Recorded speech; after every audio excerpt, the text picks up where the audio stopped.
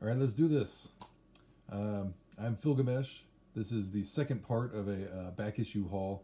Um, the first part that I did was all DC books. This one's going to be all Marvel. Um, so, ground rules here. Everything was 50% off. So, if you see the price tag for a book like this, for example, the $4.25, I actually paid $2.13 for this. They also have I don't know if it's even visible, but right up there is what they graded the book at. So in this case, a 9.2. It's worth noting that my shop never actually grades anything above a 9.2. I've asked about that in the past, and they say their reasoning is that um, if people send something off to get graded, they, could be pleasantly surprised if it comes back higher than that. So they just at kind of a default, they just call it a 9.2, whether it's a 9.2 or a 9.8. All right, so the books that I got, and there's a ton of them. If you saw the first video, you saw I had an entire long box, and I actually had forgotten to put some books in there, but I'll get to those in a second. To start off with, this is Venom number 164. This was the first part of a storyline in which the Venom symbiote had like another offspring, sort of like what happened with Carnage. I've been looking for it for a while and just hadn't been able to find it until I stumbled across it. So I found that, and I found the second part, which is actually the first appearance of the offspring in question. I think it was called like Sleeper or something like that. Not 100% sure, but happy to have found those books for very cheap. Okay, so the books that I'd actually forgotten to put in the short box last time, the shop, sometimes what they'll do is they'll take like a mini series or something like that, or a short run and bundle it and just sell it all, you know, as like a package. So I pulled out a bunch of those and got them as well, and I pulled them out and rebagged and boarded them. So they're all individual now. But so for example, I found the entire Firestar miniseries. Um, I don't know why. For some reason, I'm really specking on this character, but I, I just am. I don't know. It's weird. You know, it could be nothing, but it's just a feeling I have. Just because people know her from the.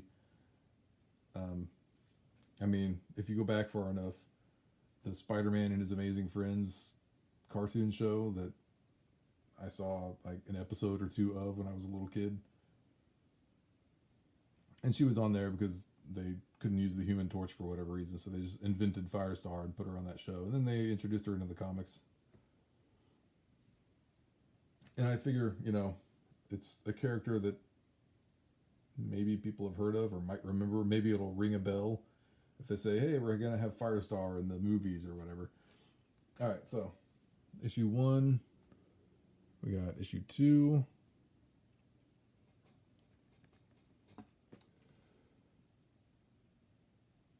And we got issue 3 with a really sweet Art Adams cover. And issue 4 with a cover by one of my all-time favorite artists, Barry Windsor Smith. And these were things like the entire miniseries. I think they had it. They were selling it at $8, so I got it for $4, so $1 per issue. Definitely can't argue with something like that. All right, here is another miniseries that I picked up along those same lines. It was all bundled together in one thing. Star Years. These all have covers by Bill Sienkiewicz. And this is one of those things where I don't actually remember. This is like one of those toy tie-in comics like G.I. Joe or Transformers. But I don't actually remember these toys from when I was a kid, which is weird because, I was paying attention to that sort of thing, but for whatever reason, I don't remember it now.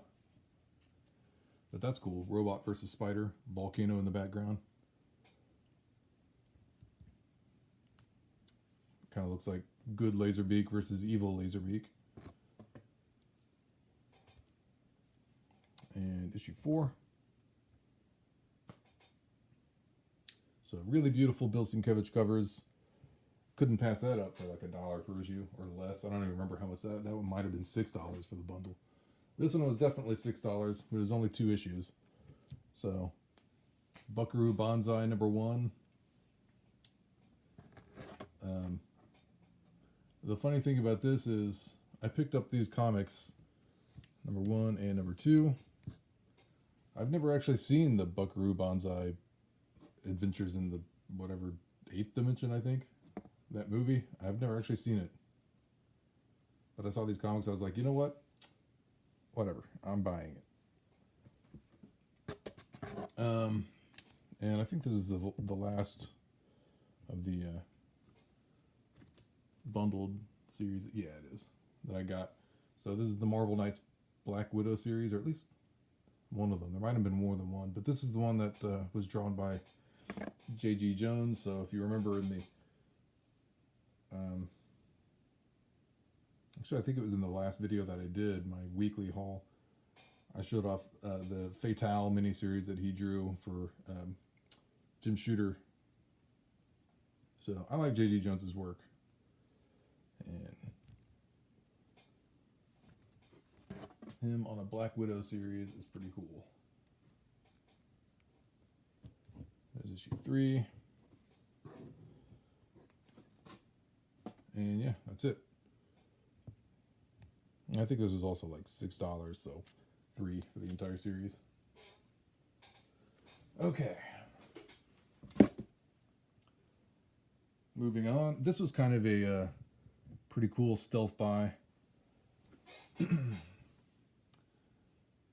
got this for $2.50. This is Daredevil #21 from the 3rd series, the one Mark Waid did. This is the first appearance of the Superior Spider-Man.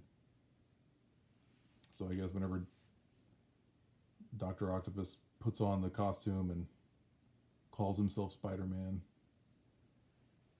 I don't know. I haven't actually flipped through it, but that's what they say. It's the first appearance of the Superior Spider-Man. So it's, it's like a $10 to $12 book maybe. So not like a huge steal, but it was kind of cool to get it for $2.50. Another stealth buy is new X-Men #31. I got this for $1.50. It's in beautiful condition. This is the first appearance of Kimura, who is a X-23 villain.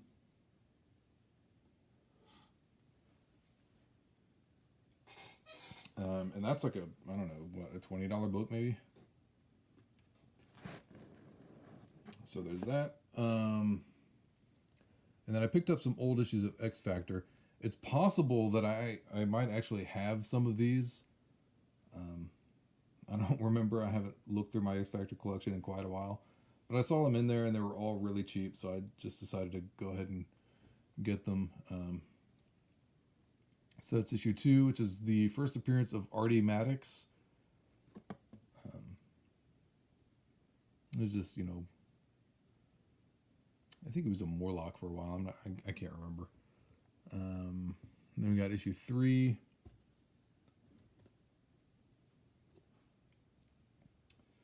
Let me move some of these out of the way. Okay. And we got issue 4, which is the first appearance of Frenzy, who was actually on the X-Men team for a little while during Mike Carey's run on X-Men Legacy.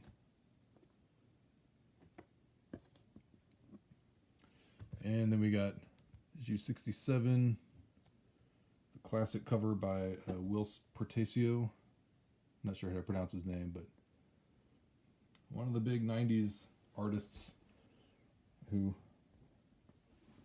almost became a founding member of Image.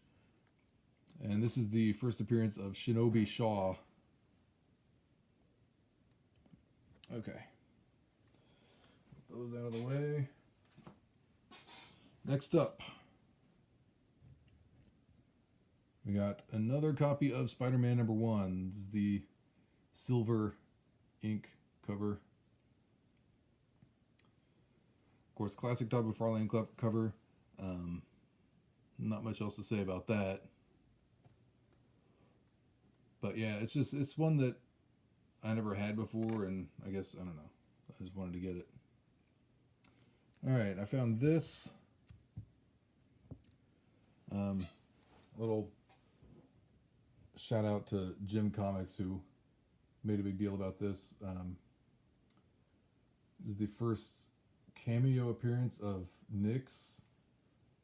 I don't know if it's the same version of that character who's now the villain in the Avengers No Road Home storyline, but maybe it is. I'm not entirely sure.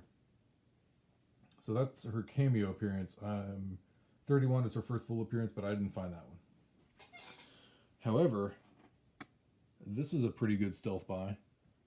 A very beautiful copy of Web of Spider-Man #97. It was the first appearance of Dr. Kevin Trench, who becomes Nightwatch in issue 99. I didn't find issue 99, but this is actually the more valuable book of the two, I think, anyway. I think it's like a $20 book. Got it for what, $1.50?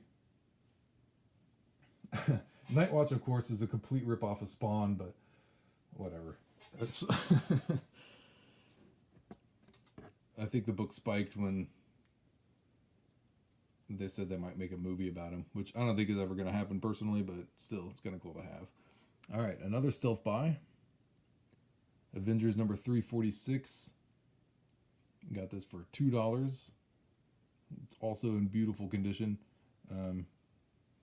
This is the first appearance of Star Force as a team, which shows up in the Captain Marvel movie. Okay. Move those aside.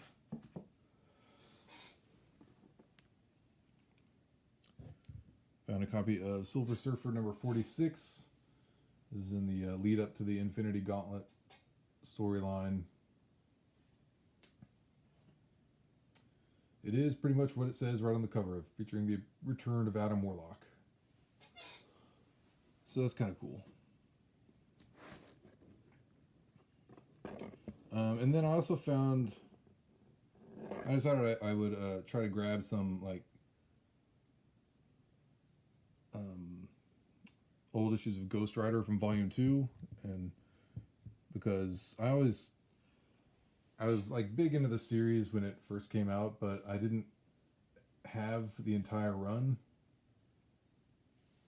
I mean, at least for a little while. For like the first 2 years of it, I was really into it. But I was missing like a lot of the early issues, so I decided I would go back and get some of them. So I got issue 3. Found issue 5 with a really sweet Jim Lee cover. Issue 7. And issue 8. All right. Setting those aside. Now, who remembers when this was very briefly hot? Because I found this. I don't know if you could consider it a stealth buy or if you consider it something that just came back down to the price at which it's supposed to be. When Cosmic Ghost Rider first debuted, this book got really hot really briefly, because I guess this is the original iteration of a cosmic version of Ghost Rider, even though this is not the same character as that one. But still, you know, it's kind of cool. I figured for $2 I would buy it. So I got that, and I got the second part of that story. So that's kind of cool. All right. This was really cool to find these. This is Marvel Fanfare #1. This was a book that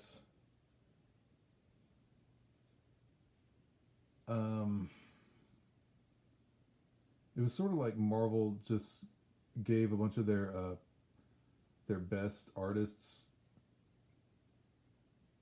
like They just said, here, just turn in some stories, and I guess as long as it's, not something that doesn't fit within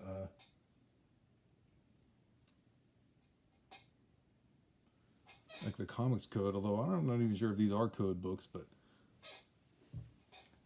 something Marvel would be willing to publish, that they would just let the artists do whatever they wanted to do.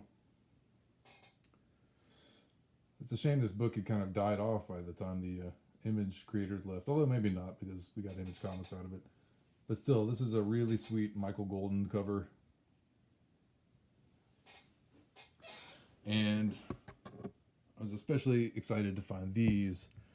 Marvel Fanfare number 10, with what is, in my opinion, one of the most awesome George Perez covers of all time.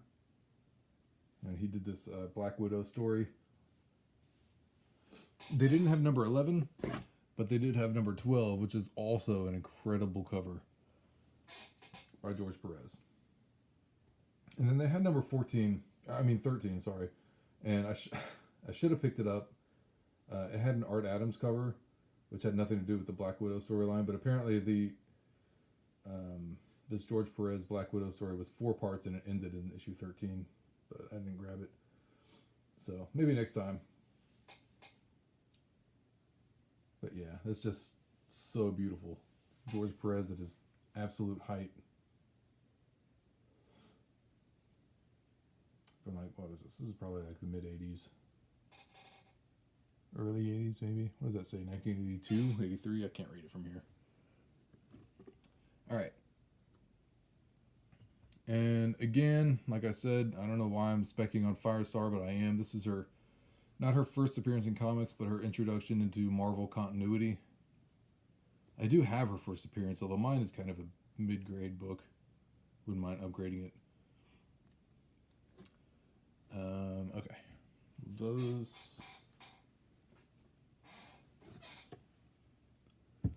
This is my second copy of Longshot number 1, but this is a pretty big upgrade for me. The copy that I had before is pretty beat up. So yeah, super happy to find that. First appearance of Longshot. Art Adams cover and interior art. So yeah, that's pretty cool. I grabbed a copy of Secret Wars number 11,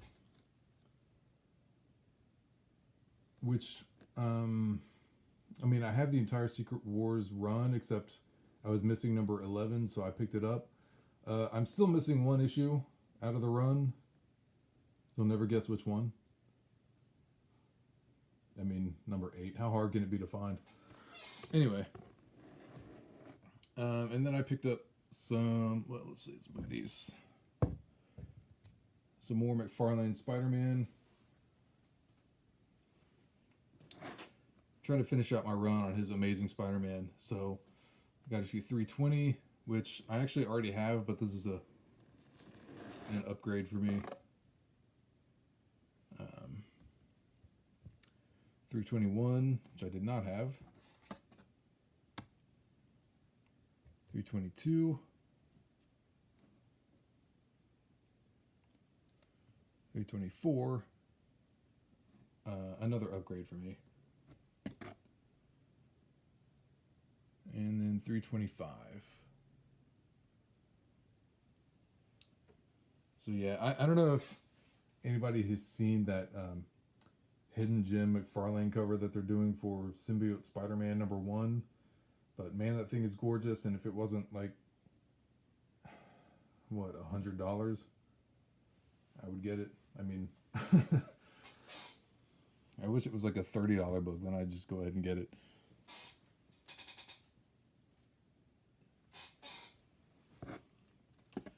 Okay. Found a copy of Ms. Marvel number 23.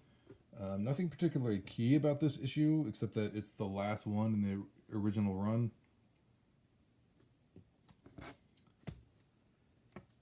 Found a copy of Battlestar Galactica number 1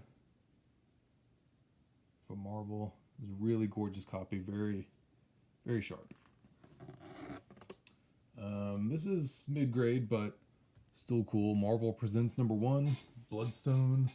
It's the first appearance of Ulysses Bloodstone.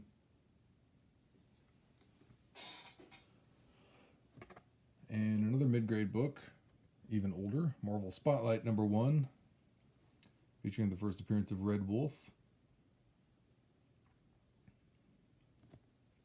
I didn't find a Marvel Spotlight #5. Interestingly enough, though, my shop actually had a Marvel Spotlight #5, but they graded it at a 1.0, and it was it was in really bad shape. And I think they still had it for like $100, so I didn't bother.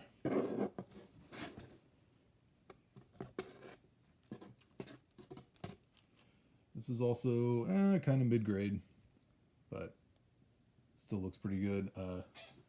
Nick Fury #7, classic Steranko, Salvador Dali cover.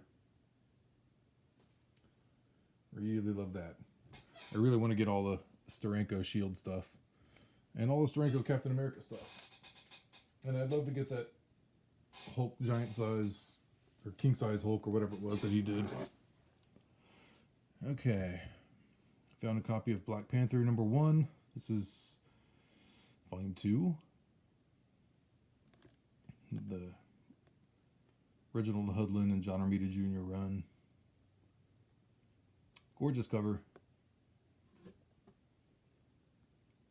And super happy to get this.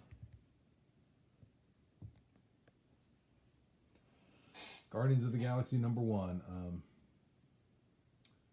Featuring the iteration of the team that is now famous because of the movies. Not their first appearance, that's Annihilation Conquest #6, but still, this is pretty awesome. It's the first time they get their own title. Probably their second appearance, I'm not entirely sure about that, but still.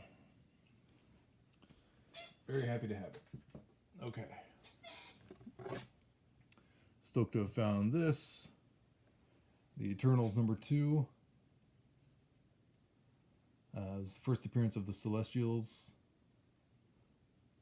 And then while I was at it, I decided to go ahead and fill in most of the holes in my Eternals run. So I got #4. I'm still missing #3. But I did find #4 and #6. And the first annual. So that is... I now have the entire Jack Kirby run of the Eternals, except for #3. Okay. Alright. I was very happy to find this. Moon Knight #60. That gorgeous Stephen Platt cover. It's just... And this is in such amazing condition. Because it's an all black cover and there's not a mark on it. It is absolutely beautiful. So yeah, just soak that in for a moment. Okay, but the video is getting long. I only have 3 more books, so let's show those. Found a copy of What If #10, What If Jane Foster Had Found the Hammer of Thor, which of course they eventually did in the comics. And then this is probably my coolest stealth buy of the entire thing. I call it a stealth buy, although the guy at the counter knew what it was and even remarked on it and told me it was a good pull for me. But found Cosmic Ghost Rider #5. This is the J. Scott Campbell. What is this, like a 1 in 25 or 1 in 50 variant cover? Yeah, they actually had this marked at only $15, which is really low for what it's worth. I mean, you could probably find it on eBay for like 25 or so, maybe even a little bit less, but 15 is still very reasonable for this book. And of course, I actually only paid $7.50 for it. So yeah, that was pretty cool. Very happy to have found that. Okay. And then the last book that I found, Marvel graphic novel #4. See if we can pull out a little bit. The first appearance of the New Mutants. The thing about this is they had this marked at a 6.5. It's a beautiful copy. The only real problem with it is, the only real problem with it, if you can kind of see, is the corner right here is kind of creased up a little bit. The spine is absolutely flawless. I mean, it doesn't even look like it's ever been read. But somehow that corner got marked up really bad. I mean, maybe there's like a little color rub along the spine, but not much. So yeah, the book is in beautiful condition. Paid $30 for it. Yeah, super happy with that. All right, so that is my haul. All those back issues, an entire short box full, plus this, which doesn't actually fit in a short box because it's too large. So yeah, thank you for watching, and feel free to leave a comment and so forth. All right, I'll see everybody on down the road. Y'all take it easy.